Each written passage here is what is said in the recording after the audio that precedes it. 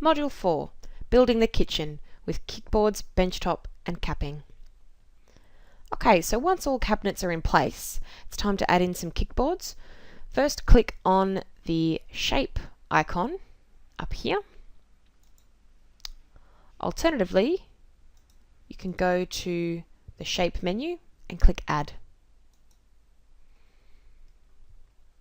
Okay, so the different thing about kickboards is that you've got to remember to draw them in an anti-clockwise direction.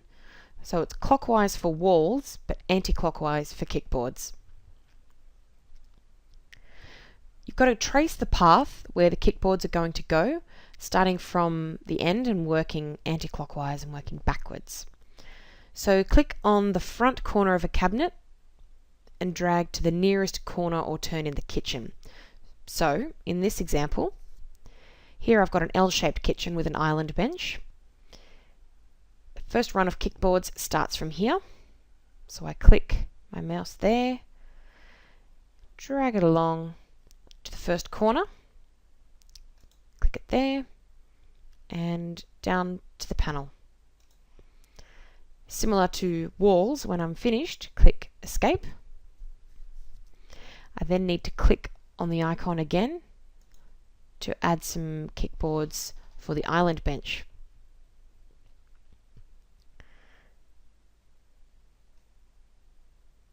Now to run the kickboards along here, start at this corner. I'm going to have to click a couple more times here because we've got a few angles to play with. And to the end, click, hit Escape. So we've now got these red lines where our kickboards are going to go. Over in your catalogue menu, still within the joinery catalogue, the subcategory we need to go all the way down to Other and Linear Objects. Kickboard should be the top one there. It should already have the generic finish written there. If you need to change it, maybe you can go to generic finishes. But here we should just be able to click on the picture of the kickboard and drag it anywhere onto the screen and let go. And see how your red lines have disappeared? That means that kickboards are in place. And check out what they look like. I'm going to have a look at them in the elevation view. So I'm going to highlight this wall because I want to look at this run of cabinets and this run of kickboard. So click on that wall, press elevation, and here's that kickboard that we've just entered in. You can click on it as an individual item and press delete if you like, just to show you what it would look like if for some reason you've done it incorrectly. And there it reveals the legs behind of the cabinet. But let's say I want to get that kickboard back. Go to Edit, Cancel, Delete. Kind of undoes your last maneuver. You can only undo one thing. Unfortunately, you can't undo 3 steps back. It can only be the last one. So I'm going to go back to my plan view now and have a look at the other wall to check out those kickboards. Here they are there.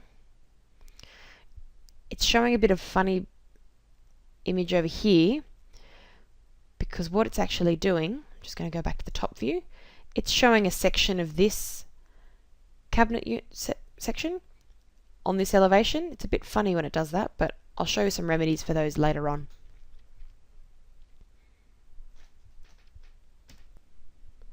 Now we're going to look at adding in your bench tops. So, staying within the joinery catalogue, we're going to look at the worktop section, which is under Other. Here we're going to enter in manually the size of the bench tops you wish to have. So here you're going to have to do a little bit of calculation to work out what size you need your bench tops to be. Remember, the standard depth is 600 millimeters. So let's have a look at this run here. I've got a 150 mil wide wine rack, an 800 wide floor cabinet, and an 880 deep corner bifold. if you like, use a calculator. Let's work out how long we need that benchtop to be.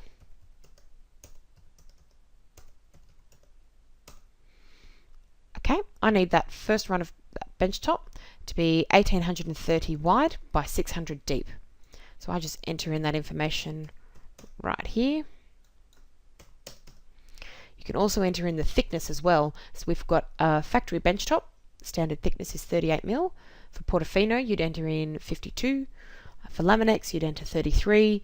And specific thicknesses for anyone having a stone contract or perhaps supplied by themselves. So once you've got your dimensions entered in, click and drag. Unfortunately, it doesn't work quite the same with as the cabinets.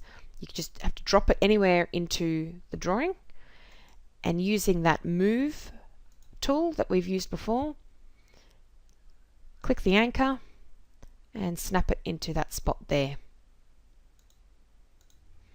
And you'll see if we zoom in, it's moved up right up nicely to that tall panel because we've got a microwave tall pantry here. Okay, so we've got that first benchtop in.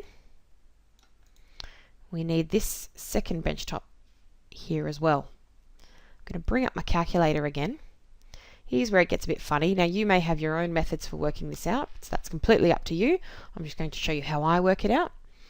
So we've got this corner bifold, which is 880 deep, plus the 300 floor cabinet, plus the 638 underbench oven, because it's got the 600 oven plus fillers either side. We've got another 300 floor cabinet. We've got my end panel, which is 19mm, plus the last little bit, never forget, a 20mm overhang. So I need that benchtop to be 2157 wide by 600 deep. But in here, I've already got a bit of benchtop, so I need to subtract the depth of that, which is 600. So that's actually the depth I need, or the width rather. So back over here, 1557, still 600 deep. I can spin it into place and move that to lock in there. Okay, there we've got a nice overhang either side. We've got those two bits of bench tops. Last but not least, we've got the island bench. Here it can get a little bit trickier, but I'm going to keep it simple just now because I don't want to fiddle around with these angled corners. So I'm just going to assume that the client would like just a nice simple square island bench. I'm going to bring up my calculator again. These here are 30mm fillers to the wall. So I've got those, plus the 700, plus the 300 of some open shelves, plus a 20mm overhang. I need that bench to be 1050 wide, but I've got a bit of a custom unique depth here. But I think it's going to be too deep for our 900 factory bench tops, so I'm going to have to do a little bit of fiddling. I'll just go with the standard 600 deep just now. 1050 wide, keeping 600 deep. Drag that over. I'm going to move that, magnetize it to that corner. There's an anchor point just there from the filler. I'm going to pop that there. And then I need the front part of the bench top as well. We're just going to pretend that the client's happy to have an island bench with a big joint in the middle of it. Here I've got a 340 deep floor cabinet. So I need the depth to be 360 instead of the 600. Keeping the same width. Plonk that into place. There. There we've got our bench tops. Okay, we're going to look at capping now. In this current kitchen I don't actually have any wall cabinets to use capping, so I'm just going to plonk a few of those in there now. Remember to always use a filler for your wall cabinets to the walls. I'll just keep it fairly simple. Just get a nice wall cabinet in there.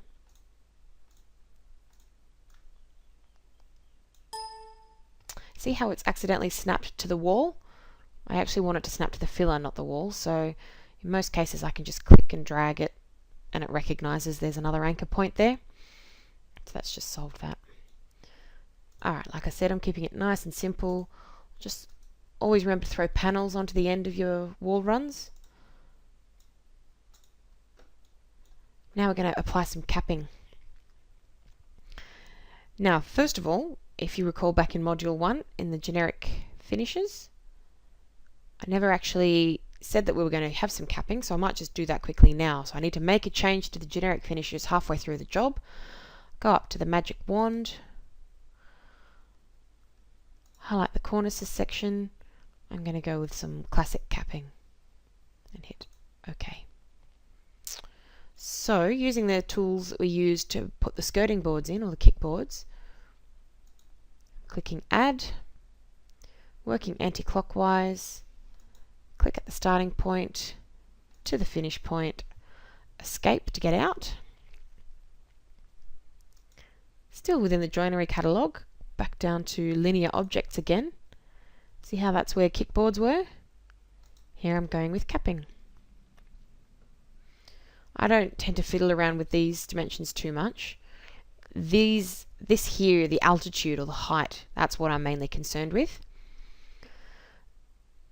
There's two different settings, on or under, and I will go into more detail about those later on, but just now I want to show you just to get how to get the capping right underneath that wall cabinet there. I'm going to go use my calculator again. We know that the standard height of a kitchen is 2,120 mil, 2120. This wall cabinet here was 720 high, so I'm going to subtract that. So now I know that this capping needs to be under the height of 1400. Just going to enter that here. Click and drag anywhere. It knows to place the capping where any red lines are. So I click that, see how my red line disappears. Let's have a look at what that looks like on my elevation. There it is. There's my capping. So say for example, if I just put capping in at 2120, it puts it in a wonky place. So I'm just deleting that. Capping doesn't come around too often, so don't worry yourselves too much about it, but there's just a quick demonstration on how to enter it in. Alright, that's the end of Module 4. So by now you should know the drill. We're going to send you over to the training exercises, starting at Exercise 1, Module 4, Exercise 2, Module 4, and so on and so forth.